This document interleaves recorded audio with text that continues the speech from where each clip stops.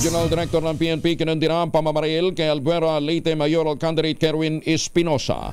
Detalye na balita mula kay Jimmy Angay-Angay, Aris 32, maupay nga agad Jimmy.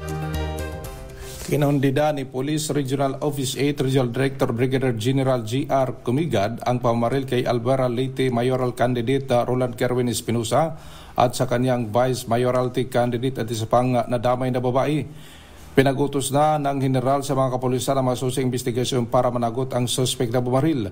Sa kasalukuyang ginagamot pa sa ospital sa Ormoc City si Kerwin Espinosa at ang kanyang Vice Mayoralty Candidate na si Mariel Espinosa Marinay kasamang isang minor de edad na babae.